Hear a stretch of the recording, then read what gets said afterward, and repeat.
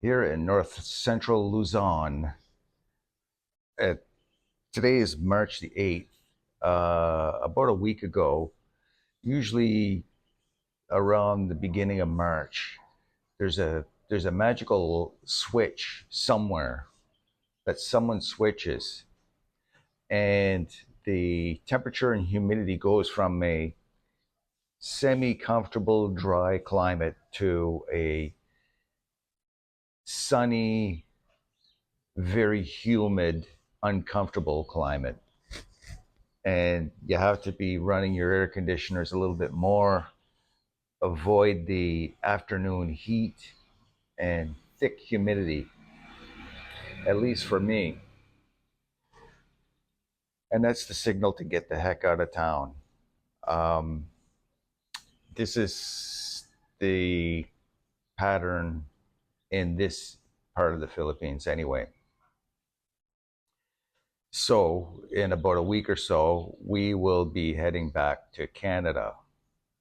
Now, I know there are people putting out videos on channels focused on social or issues, uh, dramatic issues, shocking videos, and stuff about travel, living in the Philippines, Southeast Asia, uh, versus living in North America, and issues going on. And hey, that's reality for everybody.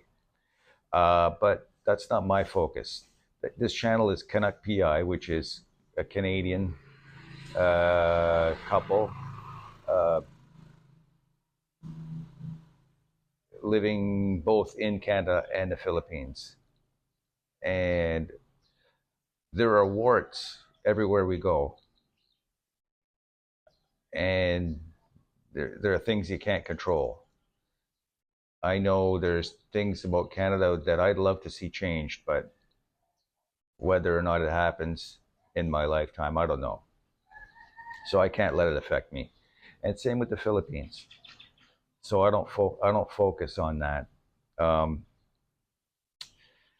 but I do focus on the things that I value in the Philippines: relationship, uh, easygoing lifestyle, affordability, of course. It is, for the most part, nice, comfortable weather. You do get severe storms and that, like anywhere. And in Canada, again, it's the lifestyle that I'm used to. Things, uh, infrastructure. I enjoy cold weather in Canada. I enjoy the seasons, the changes in seasons. And there's an advantage to us, um, commuting between the two countries yearly, because, to put context to that, as long as we're doing this, we own a home in Canada and then we have a home in the Philippines. In Canada, it's best to reside in Canada for at least 6 months every year. That maintains all your social benefits. So that's what we do, and it gives us added incentive to get the heck out of town. And what I mean by that is that right now we do September and March.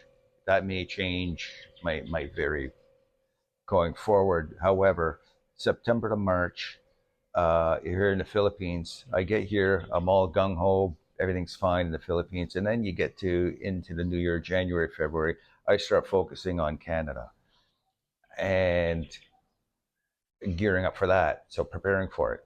Likewise in Canada, everything's you get into the environment, and you're going, and then Come July, August, September, you start focusing on the Philippines, and you get you get that urge to travel again. So it's a game.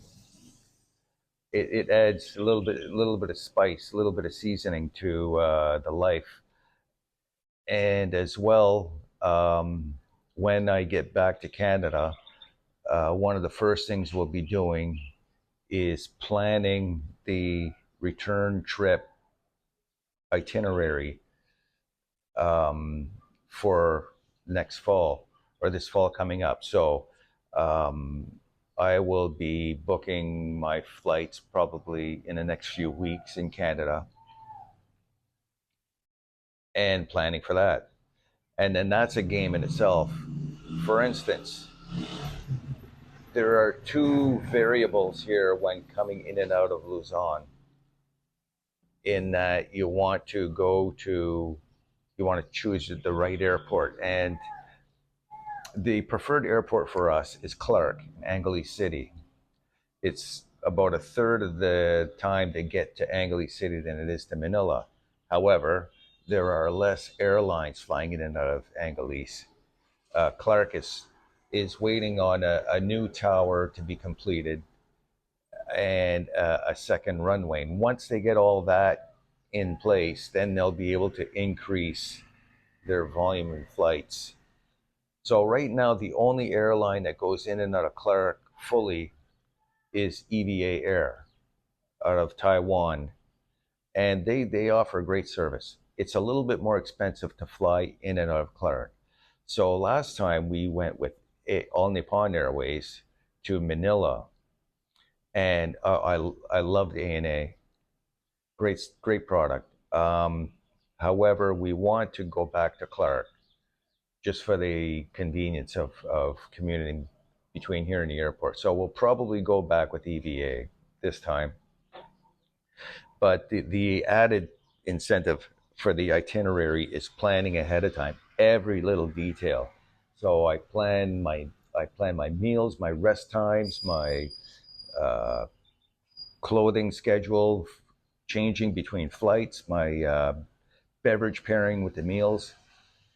And actually, this is where ANA really shines. It's because their meals are very good.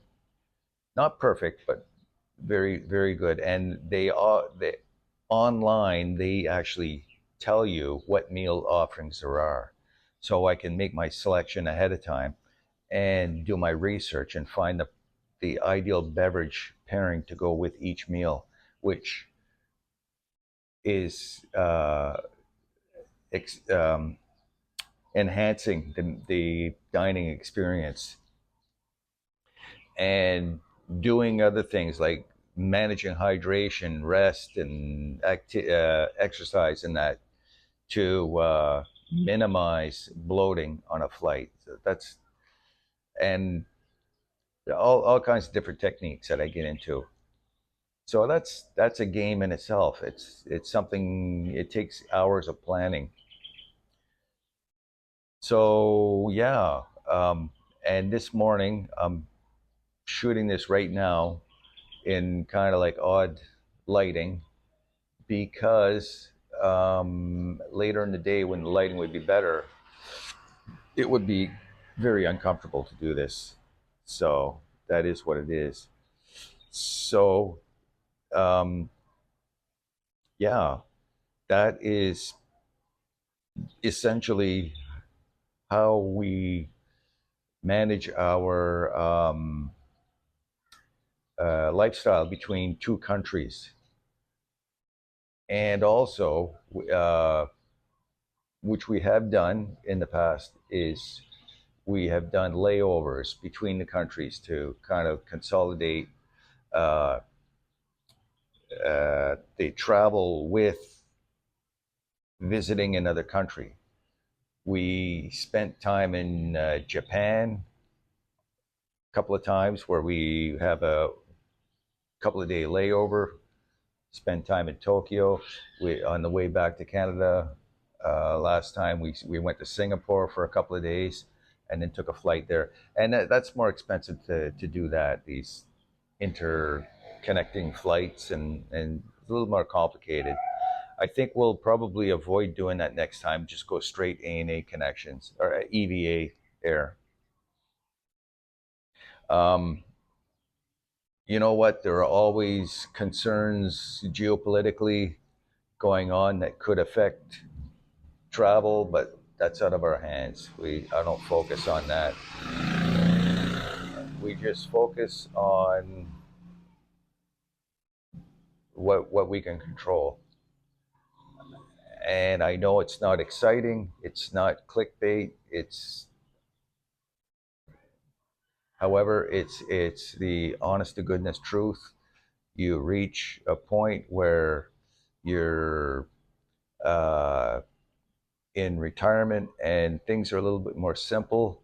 You're looking for ways to adapt and find new interests and things like that. And it's not about traveling all over and seeing touristy things and partying and drinking and that. It's just living day to day and maintaining. Key point is doing everything to manage your health and maintain longevity and independence.